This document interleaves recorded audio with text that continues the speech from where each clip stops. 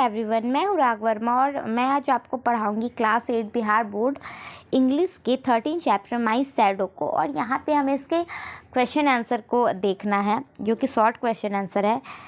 First है कि what does the shadow of the speaker do. अरे देखो, यहाँ पे मैं एक मिनट,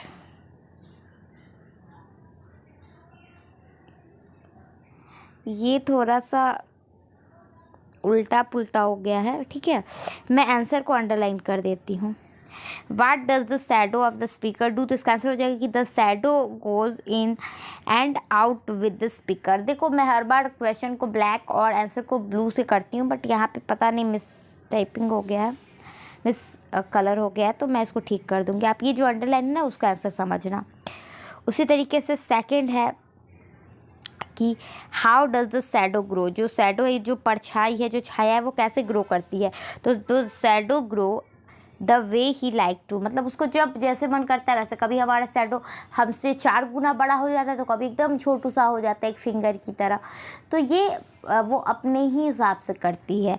उसके बाद आगे है थर्ड क्वेश्चन कि why does the speaker call his shadow lazy. वो अपने छाया को लेज़ी क्यों कहते हैं। तो in the early morning he doesn't get up with him, मतलब जब वो सुबह उठते हैं तो वो उनका जो छाया है ना, वो उनके साथ जल्दी नहीं उठता है, यानी सुबह नहीं उठता है, इसीलिए वो उसको लेज़ी कहते हैं। क्यों? क्योंकि सुबह लाइट रहती है और लाइट में कभी भी शैडो नहीं होगा।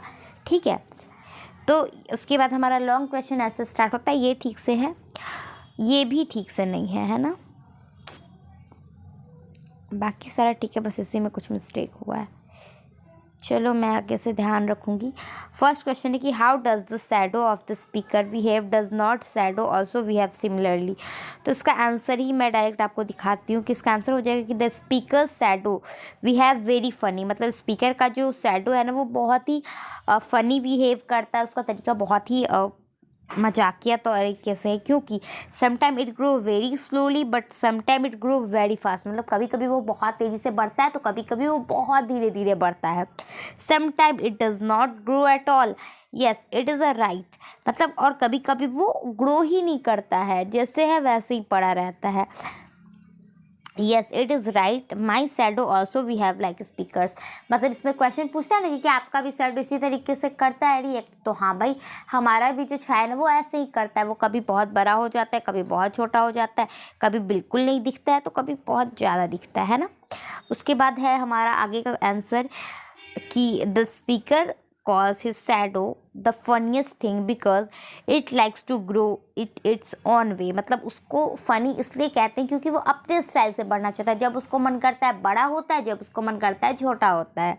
Sometime it shoots up taller like an Indian rubber ball, sometime it gets a little that none of it could be seen। मतलब वो कभी एक इंडियन रबर बॉल होता है ना, वो बहुत ज़्यादा बड़ा होता है अचानक से, तो वो कभी उसकी तरह अचानक से बहुत बड़ा हो जाता है परछाई कि हमें यहाँ खड़े रहते हैं और हमें रोड तक अपनी छाया दिखती है। कभी कभी वो इतना सा होता है कि दिखता भी नहीं है। तो ये इसलिए इसको फनी थिंग्स कहते हैं स्पीकर। उसके बाद थर्ड क्वेश्चन कि why do you think that the shadow of the poet didn't accompany him before the sunrise, explain। तो the shadow of a person grow according to the light before sunrise, it is dark, in darkness the shadow can't grow, so he shadow of the poet didn't accompany his before the sunrise. मतलब क्या है कि जब sunrise होता है उससे पहले shadow नहीं दिखता है। क्यों? क्योंकि अगर शैडो को भी दिखने के लिए थोड़ी लाइट तो चाहिए, अगर बिल्कुल नहीं रहेगी तब तो पता ही नहीं चलेगा। तो जब अपोजिट साइड से लाइट आता है ना, जैसे अगर मैं अपने फेस पे राइट साइड से अगर फ्लैश मारूँ तो हमारा जो फेस है वो दूसरे साइड में वॉल पे उसकी छाया दिखेगी।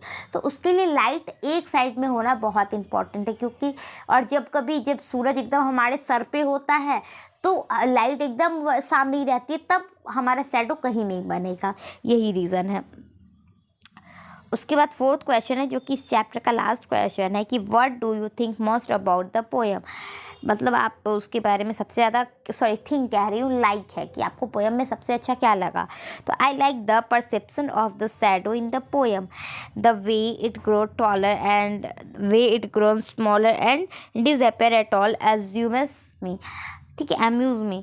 मतलब क्या है ना कि मुझे ये पोएम में जिस तरीके से वो प्रेजेंटेशन किए हुए हैं कि किस तरीके से शैडो, क्योंकि देखो बहुत बारी ऐसा होता है ना कि हम चीज़ें देखते तो है बट हमें समझ में नहीं आते कि क्या हो रहा है एक्चुअली, या उतना हम लोग उसको मतलब बताने लायक बात समझते नहीं। तो उन्होंने देखो कि कितना मतलब गहन वो अध्ययन किए हैं और उन्होंने बताया कि हाँ हमारा शैडो देखो इतना ज़्यादा मचलते रहता है कि कभी वो इतना बड़ा हो जाता है, कभी इतना छोटा हो जाता है, कभी बिल्कुल नहीं दिखता है।